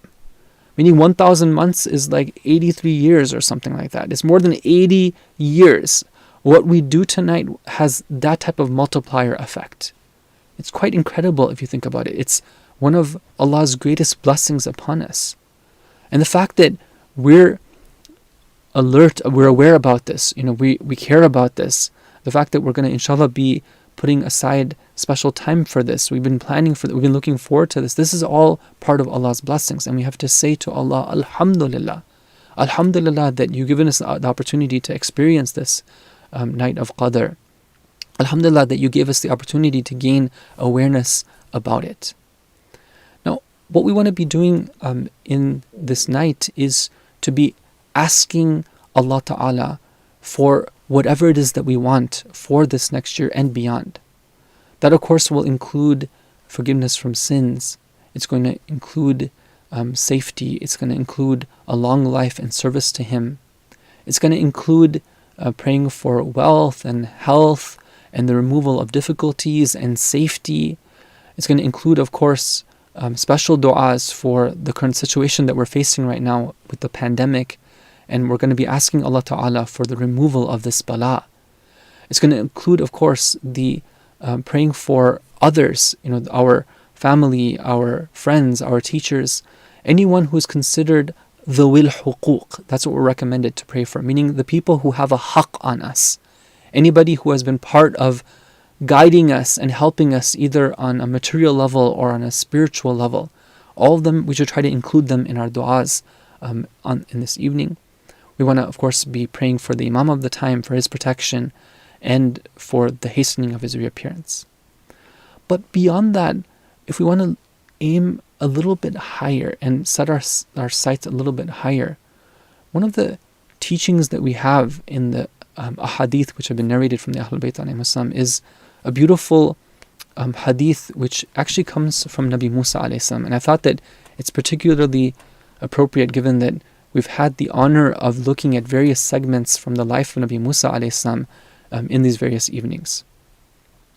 In one hadith that's reported from Rasulullah sallallahu alaihi wasallam, he says that Musa alayhi salam was conversing with Allah in a special munajat. So he tells him, Ilahi uridu qurbak. Oh Allah, I want your qurb. Oh Allah, I want to be close to you. And what does Allah tell him in response? He says, Qurbi liman yastayqidh Laylatul Qadr. My proximity, if you want to come close to me, Musa, that's for the one who stays awake in the night of Qadr. And then he goes on to ask, he says that, oh my God, I want your mercy. So then Allah Ta'ala responds, he says that, Rahmati liman rahim al-masakin Laylatul Qadr. My mercy is for those who have mercy on those who are poor and those who are needy on the night of Qadr. So this, in the hadith continues, it's a very beautiful hadith, but I want to focus on the first part of it. When Nabi Musa alayhi salam is asking for something which is qurb, proximity to Allah, and then Allah responds by saying that can be found in the night of Qadr. It's one of the blessings that Allah Ta'ala is offering for those who would like to have it on this night. But in order for us to ask for it, we have to understand something about it. And then we can want it from Him. So what is this qurb? What is this proximity? And how can we attain it? I just want to mention a few points about it, inshallah, for our inspiration. Allah Ta'ala has created us in a way where we do have some awareness of Him. This is something which is embedded in our being, in our fitrah. But it's something which is like a dim light. It's through our actions, it's through the path that the prophets and the holy books have given to us that we can strengthen that light. And when the light strengthens, then the awareness of Allah strengthens.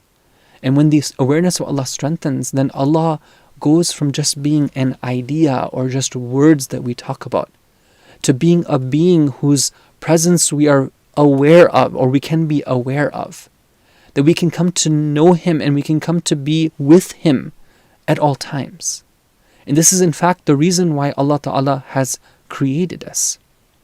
If we look at the story of Nabi Musa alayhi salam, other than what we've talked about, we see that, from the Qur'an, Nabi Musa alayhi salam was somebody who his heart's desire was to be closer to Allah and to seek His proximity. For example, he says in one of the verses of the Qur'an, he says, وَعَجِلْتُ إِلَيْكَ رَبِّي لِتَرْضَى.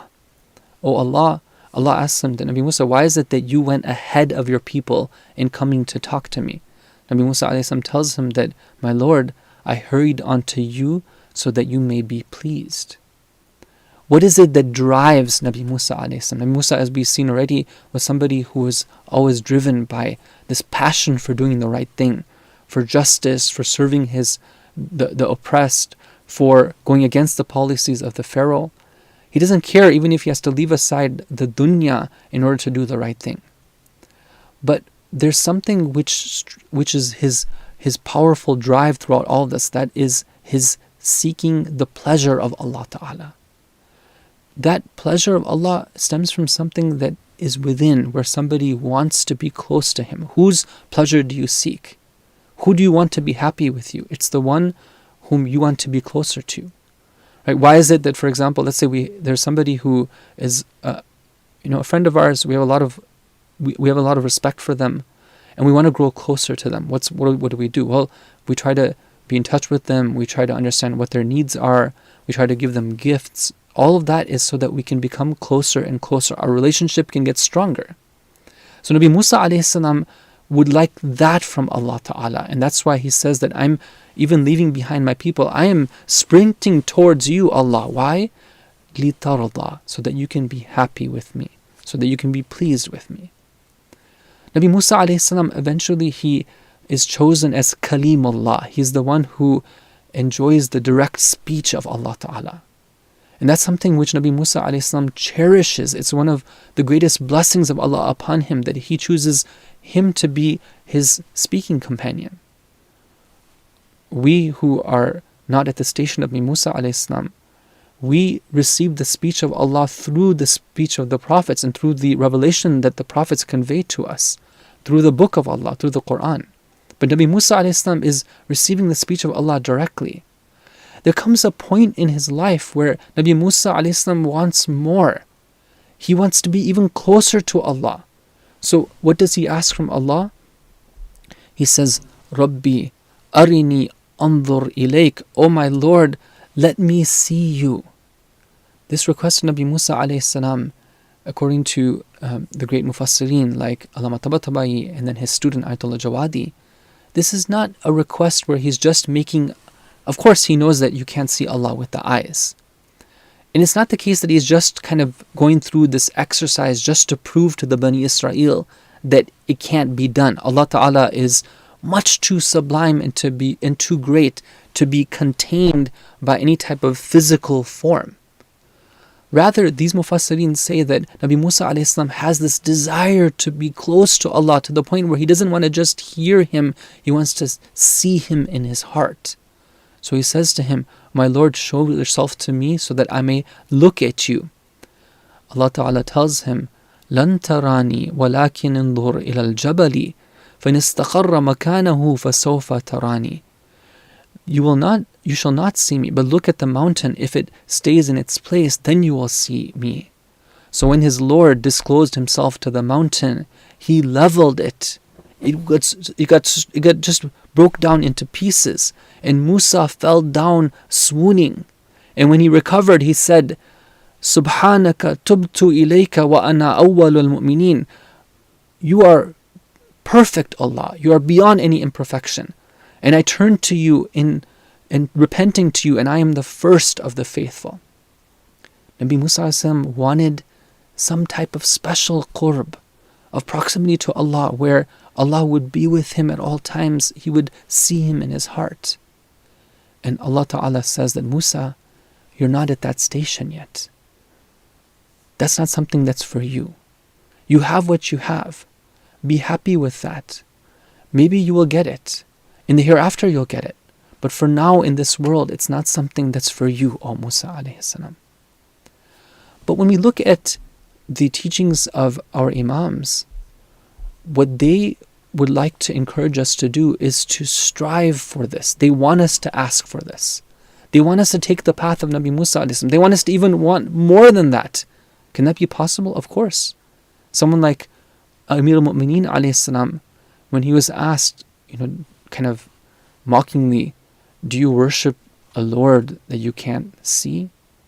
And Imam alayhi salam emphatically states that I have never worshipped a Lord that I can't see. I see him, but not with the eyes. I see him with the reality of Iman that's in my heart.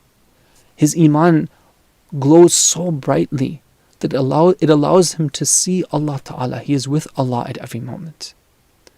There was a companion, actually there was just a man in the bazaar who one time he made an oath, and he was just, Imam alayhi salam happened to be walking by there. And this man says that, I swear by the one who is hidden behind the 7 heavens. And when Imam alayhi salam hears that, he stops and he says that, who do you mean, the one who is hidden behind the 7 heavens? And the man says, well, Allah, obviously. Now his understanding of Allah is that there are these 7 heavens above us, and then Allah is so high, He's like in a place and He's living up above beyond that. But everything else, it's kind of like devoid of Allah. Allah's not there. So Imam alayhi salam tells him that you made a very great mistake. There is no hijab between the creation and Allah. Wherever they are, He is there. After all, we are here by Allah. We wouldn't be even for a moment if Allah wasn't there. So then this man realizes he made a mistake, and he says, well, what is the penalty I have to give because of this false oath that I've made? So Imam alayhi salam says that there's no penalty, just you should know that Allah is with you wherever you are. He says, shouldn't I feed the poor? He says that no, because the one that you swore on wasn't even Allah, meaning that it's not the case that you made a valid oath, because in order to make an oath which has like ahkam following it, has to be an oath on Allah, but the one that you swore on is somebody other than Allah. God forbid that our understanding of Allah is limited and we think of Allah as being somewhere kind of over there. If we look beyond all the things we can see, Allah is over there. No, Allah is with us at all times. The Imams, they taught us that it should be the case that as a believer, as our Iman grows stronger and stronger, that if we can't see Allah in our hearts, then at least we should be aware that Allah is watchful over us, that Allah can see us. So when we're thinking in these and pondering, and we're trying to plan for, and we're trying to prepare for this greatest of nights, which is being offered to us as a gift from Allah Ta'ala, then let us try to set our sights a little bit higher and be asking not for just the taking care of our needs, which of course we have to ask for, but also to ask for a greater level of awareness. Because when somebody has Allah, then everything else falls into place for them. There are la khawfun alayhim wa la hum yahzanun. There's nothing there more about fear and about grief for the past or fear for the future. The awliya of Allah are like that. It's kind of like the key to unlocking all other problems. And Allah Ta'ala is promising Nabi Musa that if you want my qurb, then that qurb can be found in Laylatul Qadr. Now Laylatul Qadr is an opportunity for us to also reflect on the ways that Allah Ta'ala has given us to be able to approach Him and to get closer to Him. One of them is the Qur'an, and the other is the Ahlul Bayt alayhim as-salam. In the special a'amal that have been taught to us by the Ahlul Bayt for this evening, both of these are emphasized greatly, both the Qur'an and the Ahlul Bayt alayhim as-salam. When we do the a'amal of opening the Qur'an and then placing it in our heads, we're saying to Allah that we're asking Him, by the sake of what's mentioned in this Qur'an, what is hoped for, we're asking Him by the great teachings of the Qur'an as well too. And when we're doing so, it's an opportunity for us to reflect that how much do I know about these teachings? How much am I aware of this Qur'an? Is it something which I actually take as a book, a leader book for myself in my life, that I deserve to put it on my head? I should go ahead and do so, but let me also remind myself that if I haven't already formed this strong bond with the Qur'an, then let me do it from now. Every day we're told that we should be reflecting and reading this book of Allah. After all, it is Allah's covenant towards us. It is His message for us. And when we talk to the Ahlul Bayt alayhim salam, this is an opportunity for us to strengthen our love for them. There's a special connection with the Laylatul Qadr and the Ahlul Bayt alayhim salam. For example, with Sayyidah Fatima al-Zahra alayhi salam, we're told that she is the reality of Laylatul Qadr. How do we take advantage of that? At the very least by doing tawassul through her, by asking Allah through Sayyidah Fatima alayhi salam. She has things for us, inshallah, this night, which we can ask from her. And secondly, we should try to realize that Sayyidah Fatima needs to have a special place in our lives. It should be the case that frequently she is with us, we're remembering her, we're talking to her, we're sending our salam to her, we're remembering the dhulm that she encountered. And we're asking Allah to deprive those who did that dhulm to her of His mercy. It's also an opportunity for us to have a special connection with the Imam of our time. The Ahlul Bayt have told us that Surah Al-Qadr itself is one of the proofs that you can use when talking to people who deny the role of the Imams. Ask them, if the night of Qadr is repeating every year, right, tanazzalul malaika, it's up in the present tense, then upon whom do those angels descend after the Prophet has left this world, sallallahu alaihi wasallam? There has to be a perfect human being who can be the recipient of those angels and who can then carry out the awamir and the umur and the commands that are being sent by Allah Ta'ala. These angels actually are honored because they get the opportunity and the honor of coming into the presence of Sahibul Amr, Imam Waliul Asr, Imam Al-Hujjah Ajala Farajuh Al-Sharif on this night. And so the Imam alayhi salam is the Sahib and the master of Laylatul Qadr. So again, it's an opportunity for us to talk to the Imam, send our salam to him, present our needs and our requests to him. The Ahlul Bayt are Ahlul Karam. They are the ones who are the most generous and the ones who are filled with nobility. Now, a few more points before I draw to a conclusion for this evening's speech. One of the things we're asked to do in this evening is to do ihya. Ihya means to remain awake. But it's not just being physically awake. What it means in reality is being spiritually alive and awake, meaning that our relationship with Allah Ta'ala is established. We're understanding our position and Allah's position with respect to us. If it's the case that, during this evening, we were awake, but our heart isn't awake, then what we can consider doing is doing some istighfar, some tawbah, trying to repent for our sins. We can think about even physically, maybe getting up, taking a walk, splashing water on our faces, if need be, especially in the early part of the night, taking a brief nap, just to get that energy, so that we can have that spiritual life that's necessary in order to benefit from this. Also, one of the things that I want to emphasize is that it's not the case that somebody who does all the a'mal is necessarily guaranteed, like the best of Laylatul Qadr. Nor is it the case that if somebody, leaves aside some of the a'mal, that they're going to be deprived of what's the best of Laylatul Qadr. Meaning that it's not, the focus shouldn't be on how much we can do, but rather on doing what we can do, but trying to do it in a proper manner. Does that mean that we should just put aside all the amal that have been mentioned by the Ahlul Bayt and just go, go solo, or try to be like a cowboy and say that, okay, well, I'm going to figure out my own way of talking to God on this night, and I'll just take one name of Allah and reflect upon that the whole night? Let's be a little bit humble and let's try to put ourselves in our own place. When the Ahlul Bayt have told us that these are the things you can do, then it's better, let us take from the beautiful garden of du'as and munajat and a'mal that they have offered us.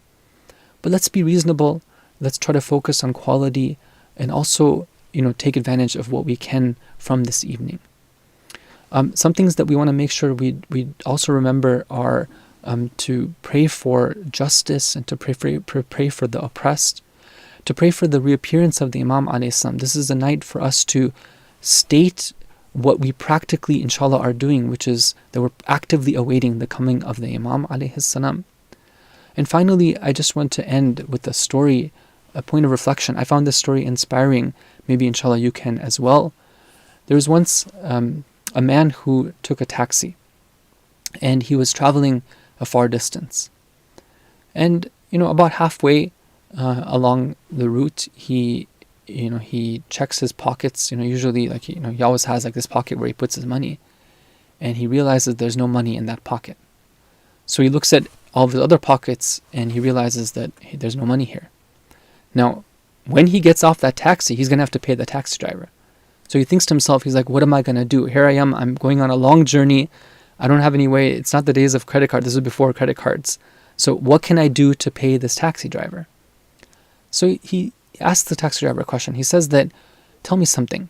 What would happen if you had a passenger who thought that he had money with him, but then he realized that he actually didn't have any money? What would you do to that passenger?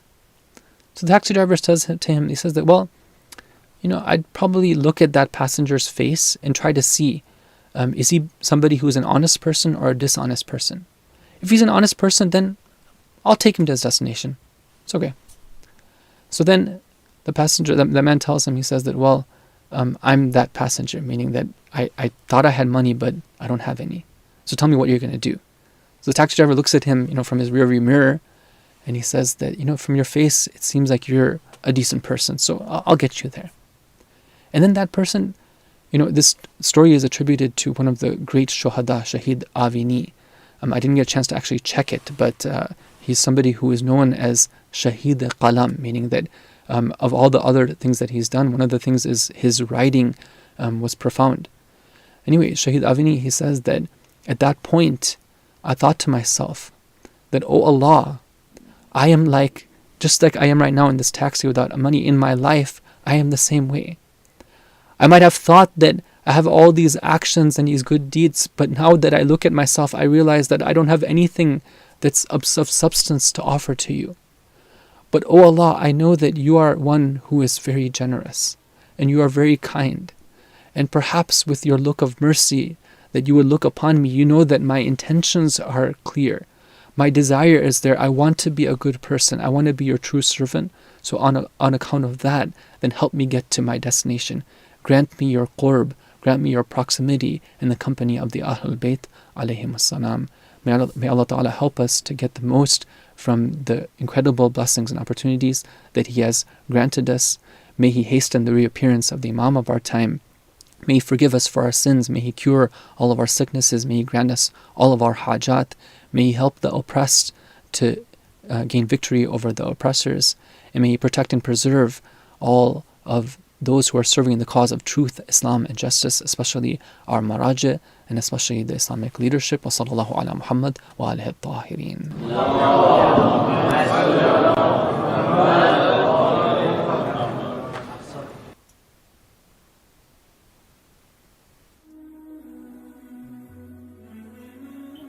Assalamu alaikum wa rahmatullahi wa barakatuh. Dua of the 22nd day of the month of Ramadan al-Mubarak. Bismillahir Rahmanir Rahim. With the name of Allah, the All-Compassionate, the All-Merciful. Allahumma aftah li fihi abwaaba fadlik. O Allah, on this day, open for me the doors of your grace. وَأَنزِلَ عَلَيَّ فِيهِ بَرَكَاتِكَ, and send your blessings upon me. وَوَفِّقْنِي فِيهِ لِمُوجِبَاتِ مَرَضَاتِكَ, and show me the ways of attaining your pleasure. وَاسْكِنِّي فِيهِ بُحْبُوحَاتِ جَنَّاتِكَ, and grant me a position and the comforts of heavens. Ya mujib da'watil mudtarrin, O He who answers the call of the distressed. Brothers and sisters, Today is the 22nd day of the month of Ramadan al-Mubarak, and we are approaching night of Qadr. We're asking Allah subhanahu wa ta'ala in this day to open for us the doors of grace, fadl, rahmat, and maghfirah.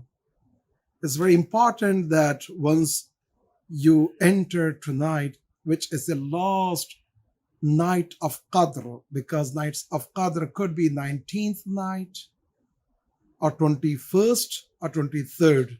So tonight will be the last chance for those who wants to shape their future. You can ask anything you want to. Basically, the grace of Allah subhanahu wa ta'ala is there. The doors of mercy will open. What are the things we can ask? We can ask for the afiyah, the best end in this dunya.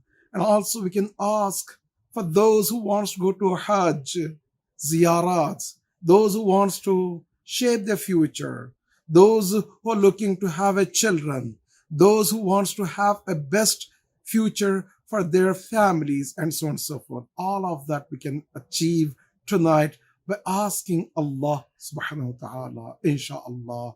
Iltimas dua. Wassalamu alaikum wa rahmatullahi wa barakatuh.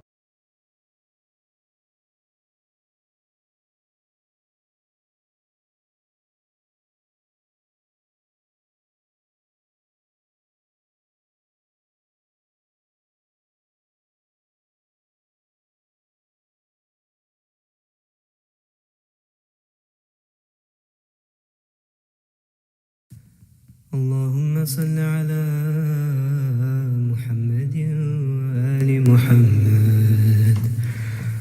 بسم الله الرحمن الرحيم. يا علي يا عظيم يا غفور يا رحيم. أنت الرب العظيم الذي ليس كمثله شيء وهو السميع البصير. وهذا شهر عظمته وكرمته وشرفته وفضلته على الشهور، وهو الشهر الذي فرضت صيامه علي، وهو الشهر رمضان الذي أنزلت فيه القرآن هدى للناس وبينات من الهدى والفرقان. وجعلت فيه ليلة القدر وجعلتها خيرا من 1000 شهر. فيا ذا المن ولا يمن عليك، منا علي بفكاك رقبتي من النار. في من تمن علي وادخلني الجنة برحمتك يا أرحم الراحمين.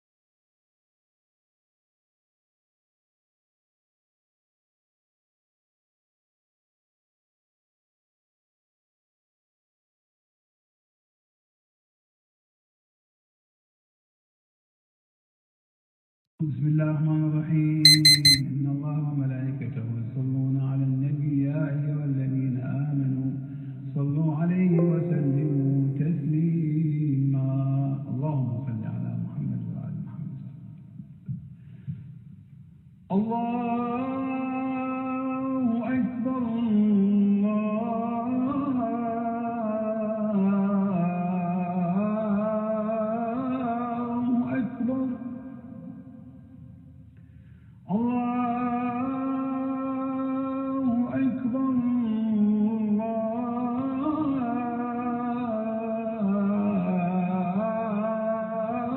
الله أكبر أشهد أن لا إله إلا الله أشهد أن لا إله إلا الله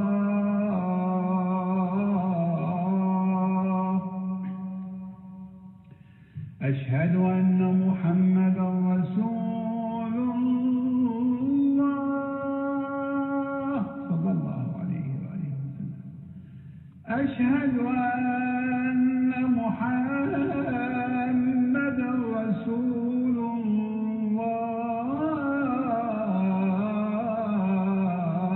الله أشهد أن عليا ولي الله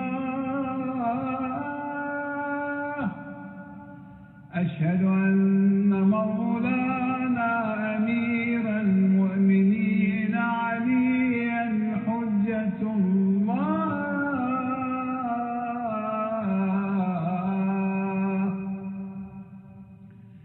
حي على الصلاة حي على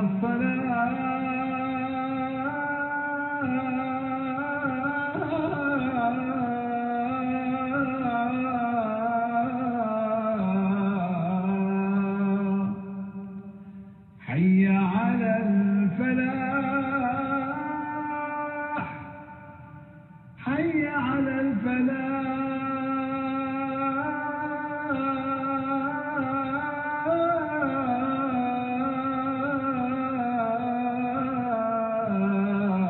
الفلاح حي على خير العمل حي على